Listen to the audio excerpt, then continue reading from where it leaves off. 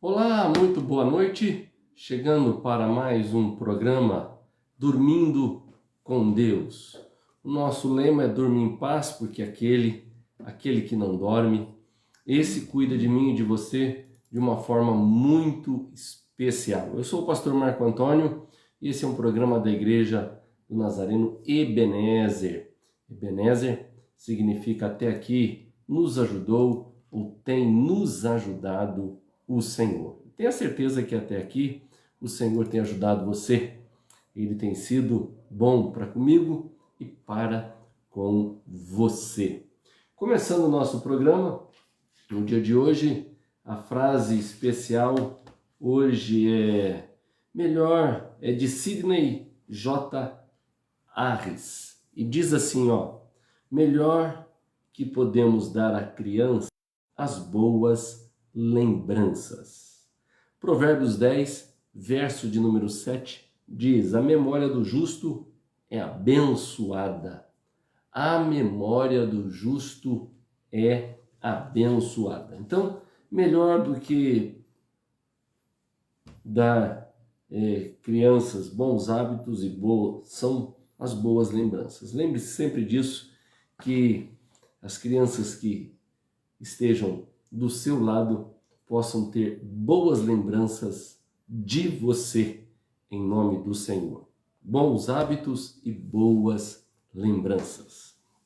Que Deus nos ajude e nos abençoe nesse sentido, em nome do Senhor Jesus. Tem um convite para você, e o nosso convite é para estar em um dos nossos cultos no próximo final de semana, seja 9 horas da manhã na nossa Escola Bíblica Dominical, ou ainda às 10h15 no nosso culto, teremos um culto missionário, falando sobre missões, aí a importância de lembrar sobre missões nesse próximo domingo.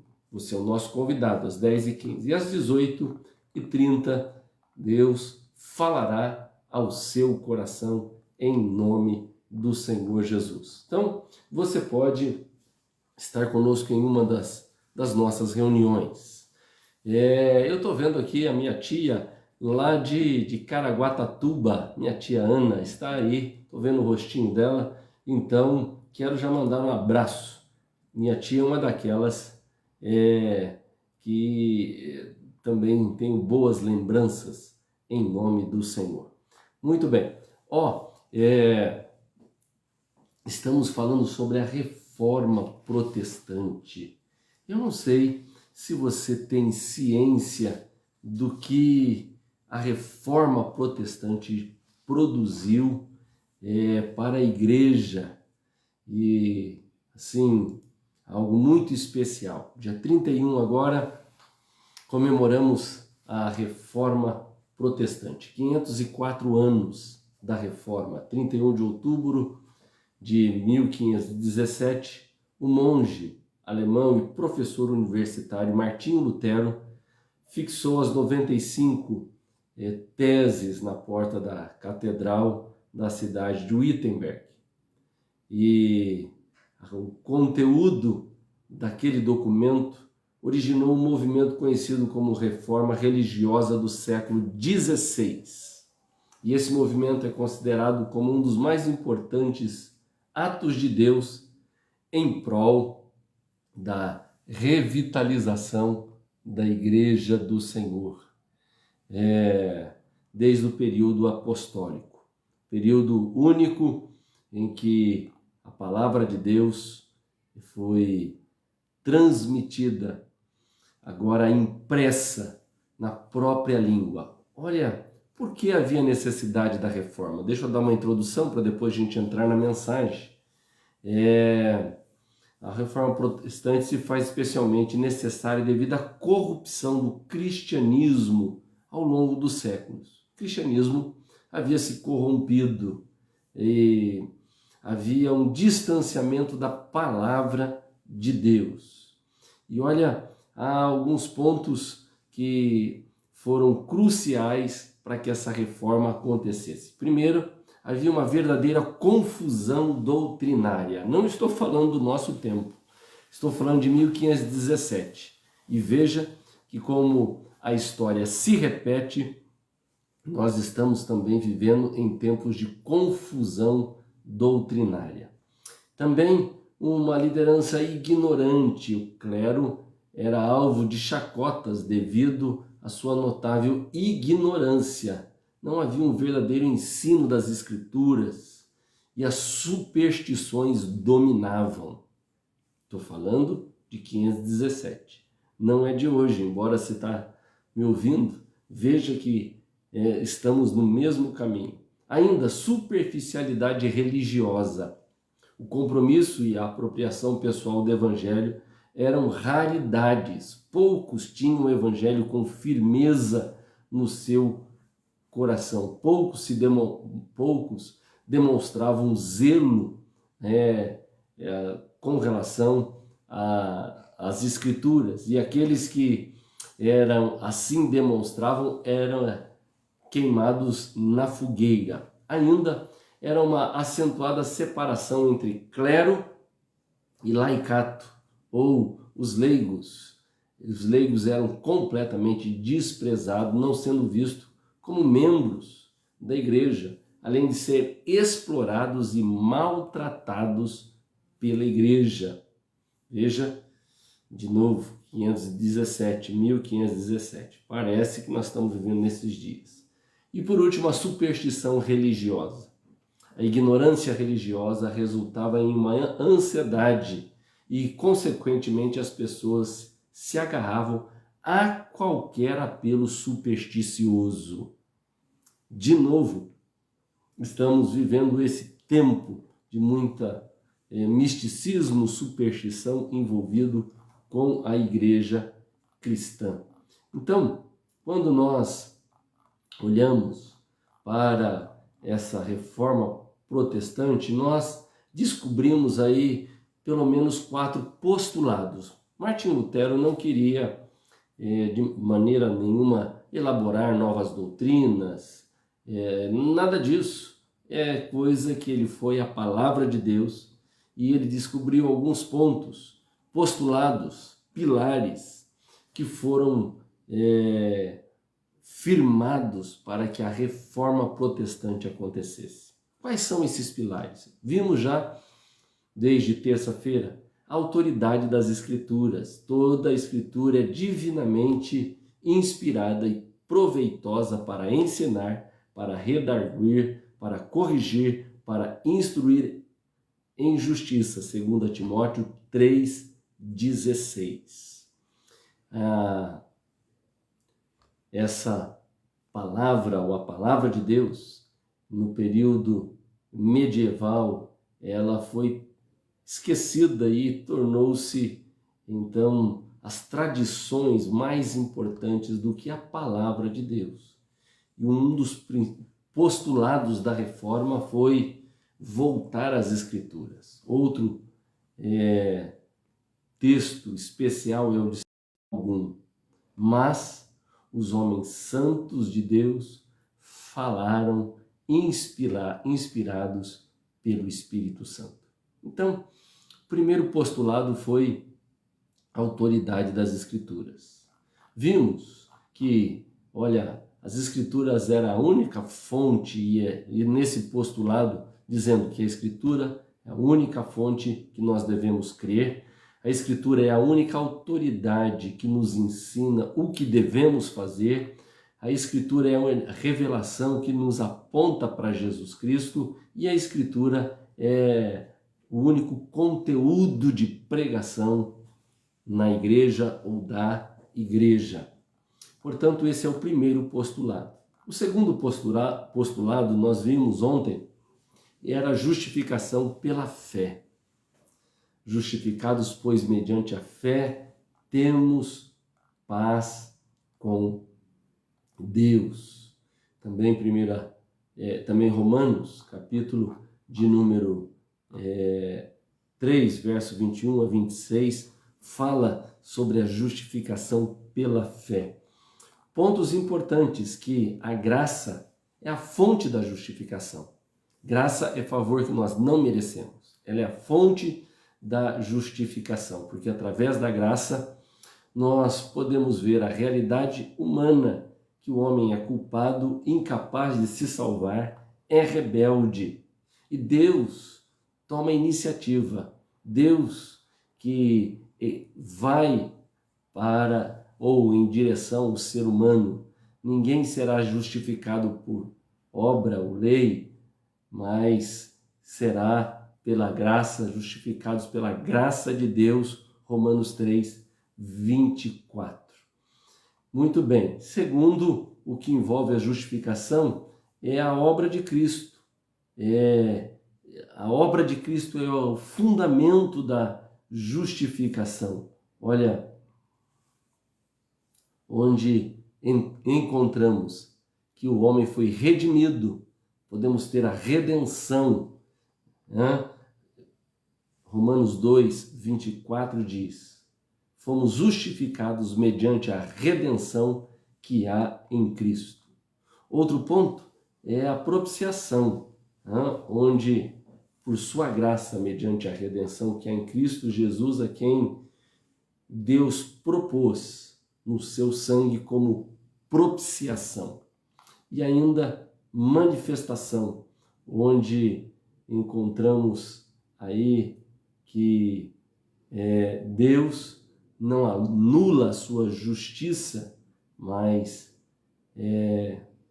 simplesmente absolveu pecadores culpados. Pelo contrário, manifestou de modo claro. A manifestação do Senhor foi para que eu e você pudéssemos nos tornar justos. Vimos também que na questão da justificação, pela fé vai envolver a graça como fonte da justificação, a obra de Cristo como fundamento da justificação e, em terceiro lugar, a fé, o meio para justificação.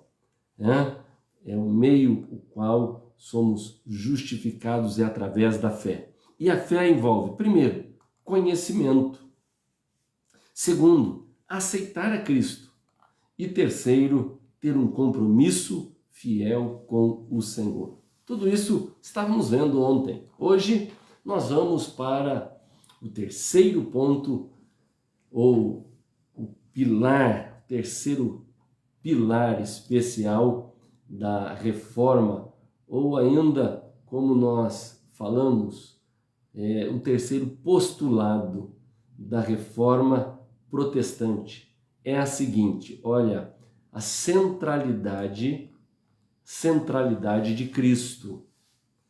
1 Timóteo 2, verso de número 5, que é a base para a mensagem hoje, preste muita atenção que esse postulado veio daquela reforma protestante e é fundamental para nós hoje. E esse postulado é o seguinte, vem de 1 Timóteo 2,5, porque há um só Deus, um só mediador entre os homens, Jesus Cristo, homem. Muito bem, esse postulado é fundamental, porque Jesus Cristo é o fundamento, é o dono, é o edificador e protetor da igreja. Mateus capítulo 16, verso de número 18.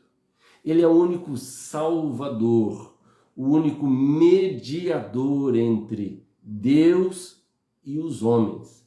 Não há salvação fora dele. E ninguém pode chegar ao Pai senão por meio dele. E a Reforma Protestante reafirmou essa doutrina essencial da fé cristã. Vamos considerar aqui alguns aspectos importantes dessa doutrina. Primeiro, Jesus Cristo é a pedra fundamental da igreja. A igreja romana afirmava ser o Papa a pedra fundamental da igreja, sobre qual a igreja deveria ser edificada ou estava sendo edificada, mas não possui nenhum amparo bíblico. Portanto, olha, a pedra sobre a qual a igreja está edificada é Cristo. Só Ele é a rocha que não se abala. Edificar a igreja sobre qualquer outro fundamento é construir para o desastre. Eu tenho ficado preocupado nesse tempo, porque parece que Jesus perdeu o centro, não é mais o centro da igreja. Eu não gosto muito da expressão apresentação do louvor, apresentação do coral. Parece que a apresentação da peça de teatro, eu não gosto dessa expressão. Parece que estamos indo por causa desta apresentação e não por causa do Senhor. Ele é o centro da igreja. A igreja já teve momentos de retirá-lo, deixá-lo à parte, dizendo, olha, um ser humano passou a ser o centro da igreja. Não, não é. Jesus é o único ponto importante da igreja do Senhor. Primeiro, ele é a pedra fundamental. Segundo, Jesus é o cabeça da igreja. Jesus é o dono da igreja. Ele mesmo disse, eu edificarei a minha igreja. Mateus 16, 18. Ele é o bom, o grande e o supremo pastor da igreja. Ele deu a sua vida por ela, ele a remiu com o seu próprio sangue. Ele a governa e com ela vai reinar por toda a eternidade. Olha, certa feita eu estava cruzando um jardim e veio alguém com um folheto falando somente a respeito da pessoa do Senhor. Eu disse, não, não é assim não. Deus é Deus Pai, Deus Filho e Deus Espírito Santo. E Jesus é o cabeça da igreja. Claro, eu sou o pastor de uma igreja, mas eu não sou o cabeça da igreja. Quem é o cabeça é Cristo. Na igreja de Deus não existe espaço para qualquer outro tomar o lugar da pessoa do Senhor Jesus. Não, não existe. Isso é usurpação, é tomar o lugar. E esse lugar só pertence a Jesus Cristo. Ele é o Senhor da igreja, é o soberano, o que governa, o noivo que desposará e com ele reinará para sempre. Desposará a igreja do Senhor e ele reinará para sempre. Terceiro, Jesus Cristo é o único mediador entre Deus e o homem. A reforma protestante rejeitou decididamente, fundamentada na palavra de Deus, a doutrina romana que proclama o Papa como o sumo pontífice. Não cremos nisso. Não cremos. O supremo mediador entre Deus e os homens não é o Papa. Nem Maria, nem os apóstolos, nem qualquer outro personagem da história. A Bíblia é clara em afirmar, há um só Deus, um só mediador entre Deus e os homens, Cristo Jesus, o homem. 1 Timóteo 2,5. Jesus foi claro. Ele disse, eu sou o caminho, a verdade e a vida. Ninguém vem ao Pai senão por mim. João 14,6. Jesus é o caminho para o céu, a porta do céu, o único que pode nos levar até o Pai. Olha, atente-se para isso, porque nos nossos dias estão tentando colocar várias coisas no centro da igreja, onde só Jesus é o centro. Quarto lugar, Jesus Cristo é o único Salvador. A reforma protestante retornou à doutrina bíblica que proclama que Jesus Cristo como o único Salvador. A salvação não vem por meio de méritos humanos.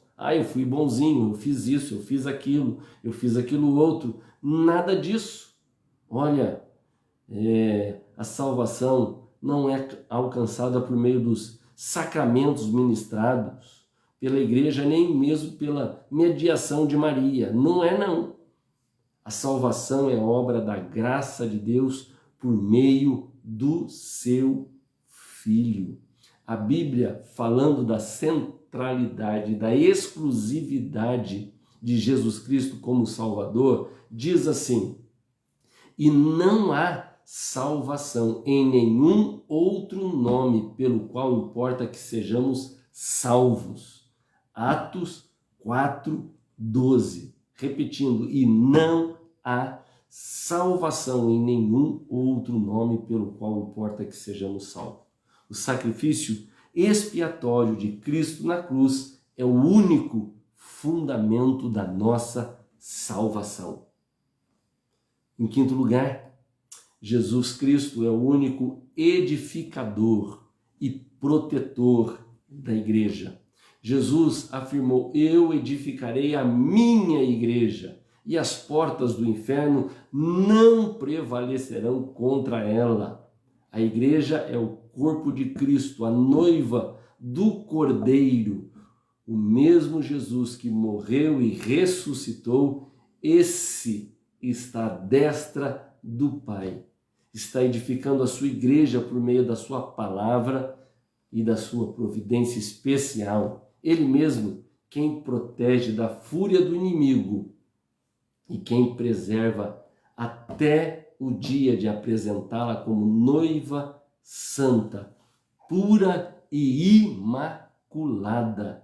Nesse dia, então, o universo restaurado verá na igreja a suprema riqueza da graça de Deus, para que toda a glória seja dele pelos séculos dos séculos. Amém.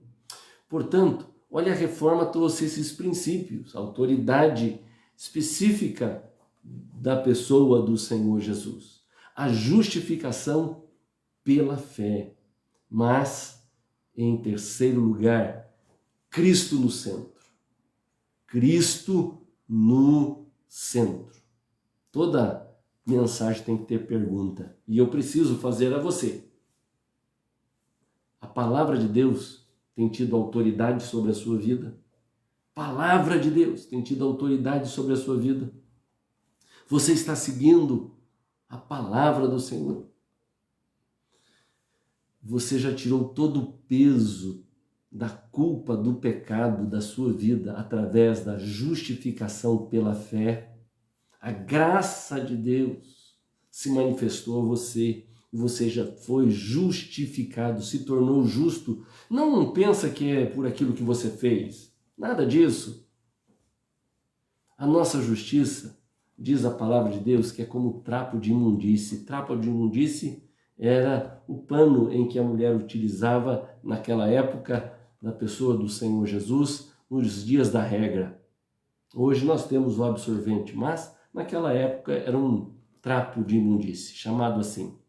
E a nossa justiça, para Deus, nada mais do que isso.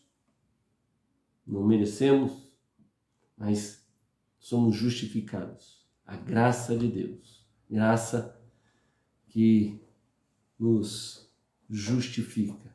Terceiro, Cristo é o centro da sua vida. Centralidade da igreja. A igreja é eu e você. Eu e você. Somos a igreja. Cada um de nós. Cada um de você que está me ouvindo e assistindo é a igreja do Senhor Jesus. Ele está no centro da tua vida, no centro da tua história. A centralidade de Cristo na igreja. Por que é tão importante? Porque ele é a pedra fundamental. Cristo é o cabeça da igreja. É o único mediador entre Deus e os homens. Ele é o único salvador e ainda é o edificador e protetor da igreja. Ele tem tido centralidade na tua vida, é o centro. Ou você tem colocado outras coisas. Tem alguns que colocam trabalho, outros colocam exercício físico, outros colocam diversão, outros colocam passeio, outros colocam filho, outros colocam os pais, outros colocam o namorado no centro da vida. Buscai, pois, em primeiro lugar o meu reino e a minha justiça, e as demais coisas vos serão acrescentadas. Cristo tem sido o centro da sua vida? Eu espero que sim. Vamos orar? Amanhã vamos falar sobre o sacerdote dos crentes. O quarto ponto importante, quarto pilar. Mas hoje, Cristo é o centro da sua vida? Oremos. Pai, diante da Tua palavra nós estamos, e que a Tua palavra, ó Deus, possa penetrar profundamente no nosso coração. Senhor, que a palavra de Deus possa ter autoridade sobre a nossa vida. Que venhamos, ó Deus, nos tornar justos.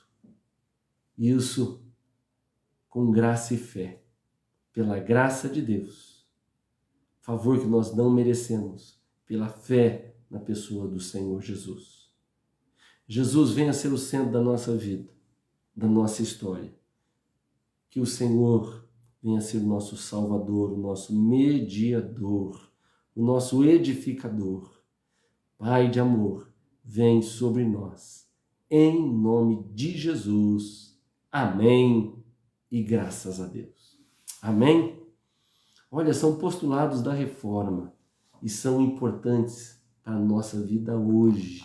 E estamos perdendo esses postulados de novo. Que Deus nos ajude. Deixa eu dar uma luzinha aqui, alguns. A hora se esvai. Pela Dona Luzia, Deus te abençoe. Dona Luzia, manda um abraço ao seu Ari. A nossa irmã Giovana, Deus te abençoe, Giovana, em nome de Jesus, viu? A Dona Vilma, lá de São Paulo, Deus abençoe. A Maria Aparecida, minha tia, lá do DIC 6. Um abraço, tia. Manda um abraço ao Washington. Também a Jean, a Miss Sorriso. Fez falta hoje no nosso culto, viu, Jean? Você faz falta, viu? Muito bem. Mãezinha querida, Dona Roseli, um beijo. Que Deus te abençoe em nome de Jesus. Também a Dona Lurdinha, que também fez falta. A Dona Lurdinha, de vez em quando, de quinta, dá uma parecida lá. Eu sei que ela tá de viagem, tá arrumando as malas. Essa mulher tem... não vai de besorrinho dessa vez, não. Vai de avião. Olha aí. Olha aí, Dona Vilma. Ó. Dona Cacilda, vê aí, ó. Vai deixar o besorrinho encostado, besorrinho branco encostado e vai sair voando por aí. Muito bem. A minha tia lá de Souzas, aquele abraço, que Deus te abençoe. Tia Cida, me disseram que a senhora ia fazer um café hoje. Eu fiquei na expectativa, mas não foi o seu café. Mas, semana que vem, se Deus assim permitir, tá bom? Muito bem. Olha, tem... A Márcia também está conosco aí. Muito bem. Deus te abençoe, Márcia, em nome de Jesus. Deixa eu ver quem mais. Todos os demais são de casa. Ninguém fez o pedido de oração aqui. Tem um pedido aqui pelo irmão Luciano, que ele toca violão na nossa igreja. Ele é radiologista e ele já pegou o Covid, tomou a vacina e pegou novamente. Carece das nossas orações. Também seu Israel, com a carótida já bem fechada, estão vendo o que vão fazer, também carece. Vamos orar? Senhor, nosso Deus e nosso Pai, nesse instante, quero lembrar, ó Deus, da Dona Maria Inês, que está também, Pai, precisando da nossa oração com herpes zoster, que o Senhor possa tocar na sua vida, ó Deus, na vida da Dona Maria Inês, em nome de Jesus. Também tocando no nosso irmão Luciano. Também, ó Deus, oramos e clamamos pela vida do seu Israel. Pai, em nome de Jesus, que a graça, a misericórdia, o favor estão fazendo a limpeza nos hospitais. Livra suas vidas, ó Deus, livra também sua família, em nome do Senhor. Guarda-os debaixo da tua poderosa mão. Pai, oramos pelo nosso país, pela economia do nosso país, dá sabedoria ao nosso presidente. Pai, que a tua direção possa estar sobre, ó Deus, a nação brasileira. Nós oramos e suplicamos a tua graça. Vem sobre nós. Em teu nome. Amém. E graças a Deus. Amém? Louvado seja o nome do Senhor Jesus. Graças a Deus. Para a gente encerrar, eu vou aqui com a historinha sobre a cultura da repetição. Cultura da repetição. Pedro passava o fim de semana com a família judaica e notou que durante as refeições eram servidos pães assados ao forno, sempre com as pontas cortadas. Sempre. Vencido pela curiosidade, perguntou por que eles cortam os bicos dos pães. A dona da casa respondeu: porque sempre vi minha mãe fazer assim. A mãe, por sua vez, respondeu que fazia desse modo porque também via a sua mãe fazer desta forma. Dessa vez, todos voltaram para a velhinha, sentada próxima à mesa. Ela sorriu e disse: minha filha tem razão quando disse que aprendeu comigo. Eu sempre cortava a ponta dos pães, mas eu fazia assim porque o forno era muito pequeno e não cabia o pão inteiro. Olha a cultura da repetição. Há muita gente que faz hoje porque a mãe fazia assim. No aconselhamento com noivos, eu chamo esse primeiro momento de herança familiar. Se eu pergunto para aquela que vai ser a noiva, como é que você faz o arroz?